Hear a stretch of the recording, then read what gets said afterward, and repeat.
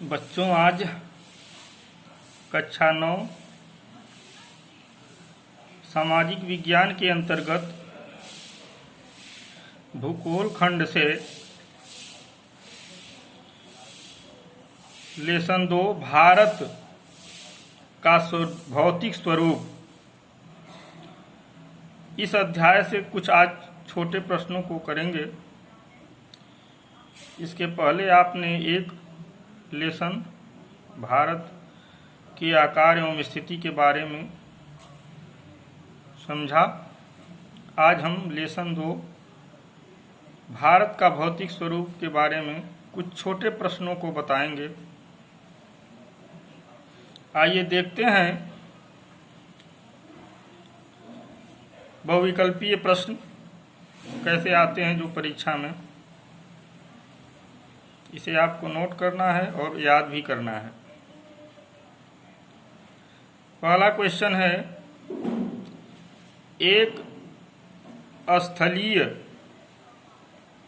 भाग जो 3 ओर से समुद्र से घिरा हो, यानी कोई भी स्थल जिस जगह पर केवल एक तरफ से जाने का रास्ता हो, बाकी तीनों ओर क्या हो, समुद्र से घिरा हो, उसको क्या कहते हैं? इसका उत्तर होगा प्रायद्वीप। इसका उत्तर होगा प्रायद्वीप। अगला प्रश्न देखते हैं,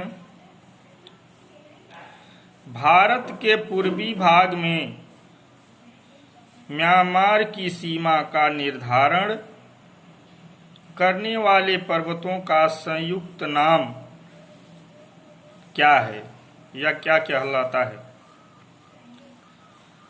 तो इसका उत्तर होगा पूर्वांचल। इसे क्या कहते हैं? पूर्वांचल।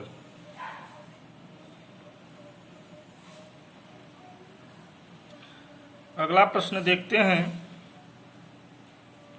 गोवा के दक्षिण में स्थित पश्चिम तटीय पट्टी को क्या कहते हैं? यानी गोवा के दक्षिण में स्थित पश्चिम तटीय पट्टी, इसका उत्तर होगा कन्नड़। क्या होगा? कन्नड़। अगला प्रश्न देखते हैं, पूर्वी घाट का सर्वोच्च शिखर कौन है? पूर्वी घाट का सर्वोच्च शिखर कौन है? बहुविकल्पी क्वेश्चन में 4 ऑप्शन होते हैं, आपको एक बताना रहता है। इसका उत्तर होगा महेंद्रगिरी। क्या होगा? महेंद्रगिरी। पूर्वी घाट का सर्वोच्च शिखर कौन है? महेंद्रगिरी। अगला क्वेश्चन है, भूपर्पटी अनेक टुकड़ों में क्यों विभक्त हो गई? यानी भूपर्पटी जो है वह अनेक टुकड़ों में क्यों विभक्त हो गई? इसका उत्तर होगा संवहनीय धाराओं के कारण। किसके कारण? संवहनीय धाराओं के कारण। अगला प्रश्न देखते हैं,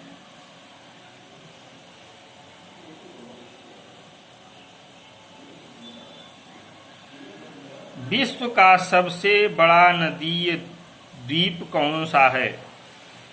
विश्व का सबसे बड़ा नदीय द्वीप कौन सा है? इसमें दिया है अंडमान निकोबार, लक्षद्वीप, मांजुली, श्रीलंका। अब इसमें से आपका मांजुली जो है वही विश्व का सबसे बड़ा द्वीप, नदीय द्वीप है। अगला क्वेश्चन है, द्वाबा यानी द्वाब किसे कहते हैं? इसमें दिया है पंजाब, उच्च भूमि, 2 नदियों के बीच का भाग, द्विनद। इसमें से क्या है? तो इसका उत्तर होगा दो नदियों के बीच का भाग। क्या होगा? दो नदियों के बीच का भाग।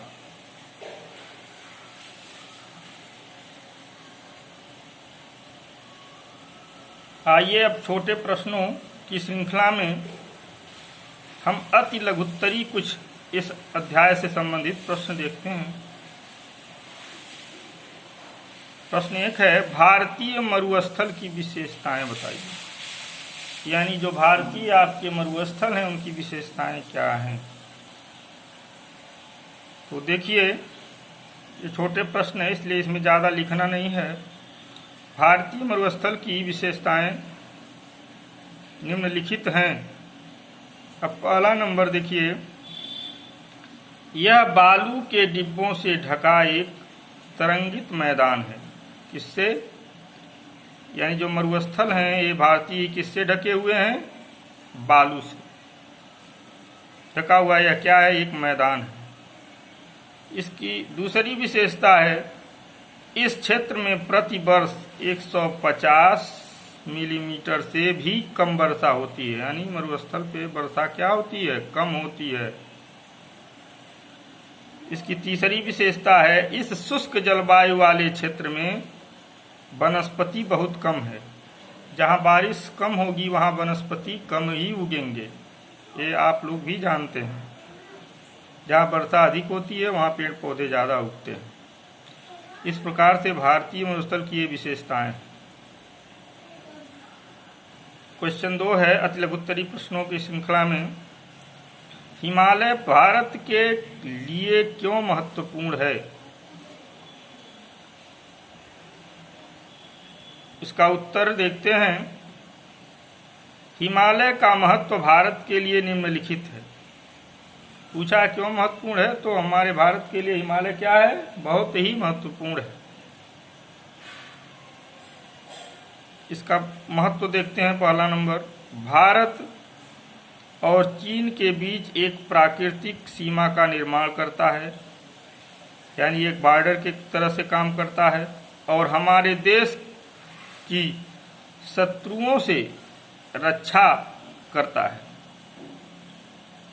दूसरा महत्व, भिन्न प्रकार की वनस्पतियां उपलब्ध कराता है। यानी अनेकों प्रकार की वनस्पतियां हमको हिमालय से प्राप्त होती हैं। तीसरा इसका महत्व है, हिम से ढकी हुई चोटियां, हिम का मतलब बर्फ से जो ढकी हुई चोटियां पूरे वर्ष पानी उपलब्ध कराने वाले स्रोत का काम करती हैं। वहां से हमेशा पूरे वर्ष पानी के स्रोत निकलते रहते हैं।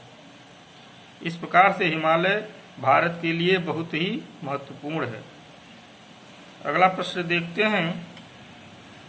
3, पामीर ग्रंथि कहाँ स्थित है? इससे निकली उत्तर पूर्वी तथा दक्षिण पूर्वी पर्वत श्रेणियों के नाम बताइए। अब इसका उत्तर हो जाएगा, पामीर ग्रंथि भारत के उत्तर मध्य एशिया में स्थित है। कहाँ है? उत्तर में मध्य एशिया में स्थित है।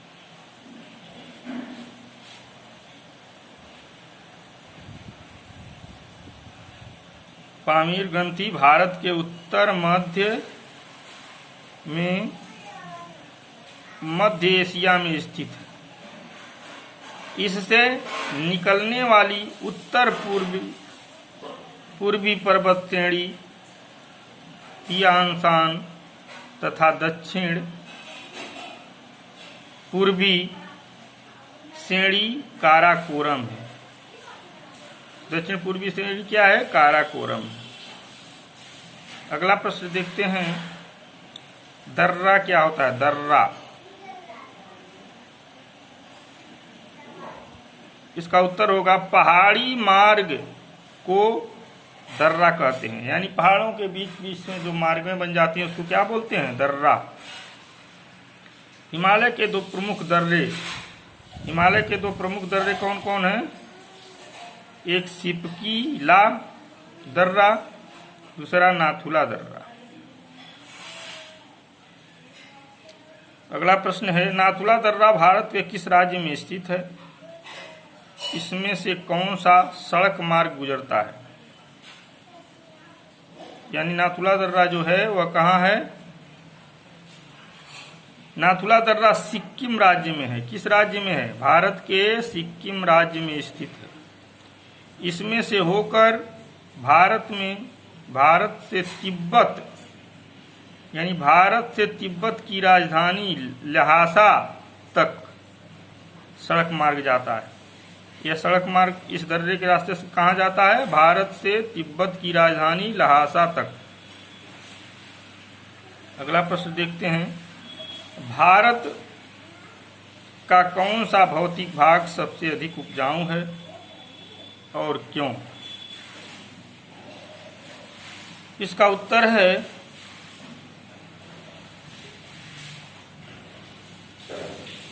भारत के उत्तरी मैदान। भारत के जो उत्तरी मैदान है वो सबसे अधिक उपजाऊ हैं। इसका कारण यह है कि यहाँ की जलोढ़ मिट्टी खेती के लिए बड़ी अच्छी मानी जाती है। जलोढ़ मिट्टी बहुत ही उपजाऊ है। कहाँ की? उत्तरी मैदान की। और सिंचाई की अच्छी सुविधाएं, इसीलिए क्या है, यह भाग उत्तरी मैदान सबसे अधिक उपजाऊ माना जाता है।